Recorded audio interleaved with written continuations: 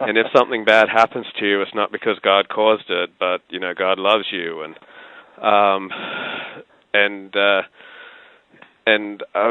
thinking about the Torah, where you got all these very minute ritualistic prescriptions, such as take, a sack of flour and 3 turtle doves, and right.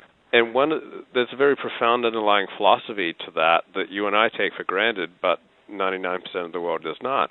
And that is, if the Torah says take 3 turtle doves and some flour, its underlying philosophy is that you can do it. Right.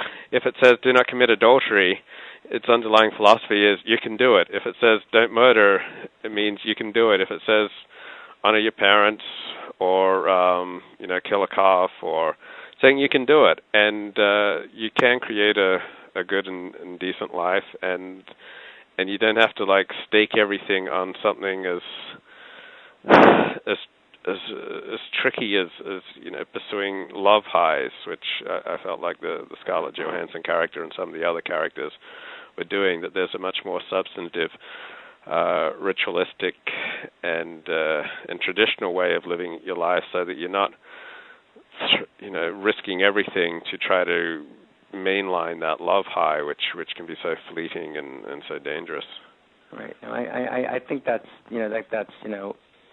deeply right and well said. The only place I would just kind of take issue a little bit is I won't say take issue, but let me just clarify terms. Right. In other words, the word love by itself means nothing. It means absolutely nothing. And that the word love only means something in the context of how you're using it in the sentence and what it means to you in that sentence. So, knowing and understanding what that word might mean. So, for example, I'll just give you one, maybe we'll spend another time doing a dialogue just on what this word means. But, for example, emotion. It's a perception. It's a perception of the true nature of reality, which is precisely why it can be commanded, right? And if you can't command an emotion, you can command a perception, right? So love is a perception, right, number one. And number two, love is what I called in an earlier work a perception identification complex, meaning the parent loves their child, right? Why? Because they perceive their child's goodness, and even though they're aware of their child's shadow, they identify the essence of who their child is with their goodness. So it's both perception and identification. Of course, when you hate someone, it's the opposite, right? And when a person hates someone, they perceive the person's weakness, right? And they identify the person with their weakness. And in that sense, conceptually, right, hatred is the flip opposite of love. Now, it's a very, very deep idea, and I mean, I actually tried at one point in my life to write a chapter on this in one of the books, because I just thought it was really important, because it felt like the word love had gotten so misused that at a certain point it ceased to mean anything, right? It's a kind of this vague, evocation, of some goodness and everything is all right, that actually means nothing and can actually be smothering and destructive, and I suspect that I was actually talking to a good friend a couple of days ago who was raised in a similar tradition to yours, and her description, was that love basically was the word that allowed people to avoid actually dealing with everything that was actually going on. Right. In other words, that was really her description of it, and it sounds like there's at least a partially parallel description. So I think that it's one of the words that before we use it, it's kind of like spirituality. It means absolutely nothing unless we actually define it. And maybe last sentence on my side, and you'll I'm sure close. In Kohlberg's moral philosophy, Kohlberg talks about several levels of moral attainment. So he talks about a person who's at an egocentric level. That's one level of kind of morality. Then a person or a society who's at an ethnocentric level of morality. So not just me and my family, but ethno, me and my country, right? Me and my people. And then there's of course a world-centric, which means kind of a care for the world. There's a kind of cosmic-centric, kind of for the cosmos. So just take for a second, two things very, very briefly.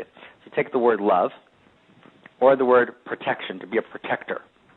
So an egocentric lover obviously, expresses that love in a very particular way.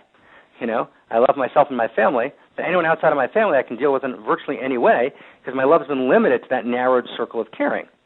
An ethnocentric, filtered through a prism of ethnocentric morality, right, love means something entirely different. Iraq, under Saddam Hussein, had a lot of ethnocentric love. Just if you were out of that ethno group, you weren't in very good shape. and world-centric, cosmic-centric. So I think that's really important, that love means something.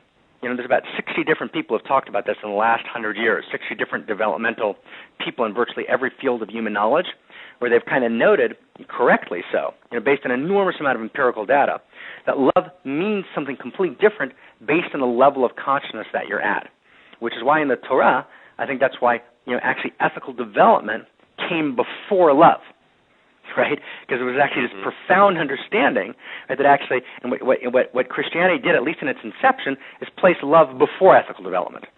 So that's the order, the relationship of those two things is love, basically the primary value, and grace takes care of everything else, or is ethical development the primary value? Because I think that Judaism intuited, the same primary intuition of developmental theory in the last 100 years, which is that love means something completely different based on the level of consciousness, that you're at. And so in that sense, I think the word love is by itself a completely, meaningless word, and maybe that was the thing most missing, and love became much like as you described it. It became like we've slain all the gods except for Aphrodite.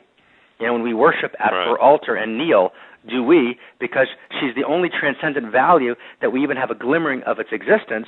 And there, what happens then is, though, she becomes non-dialectic. She becomes an extreme value. And as we've talked about before, extremism is the taking of one value, separating it from the context of other values, the need to compete with other values, its transformation into an absolute, at whose altar everything dies. Yes. Yo. Okay, so with your permission, I'm going to end the recording here. Yes, sir. I'm sorry for that long comment at the end.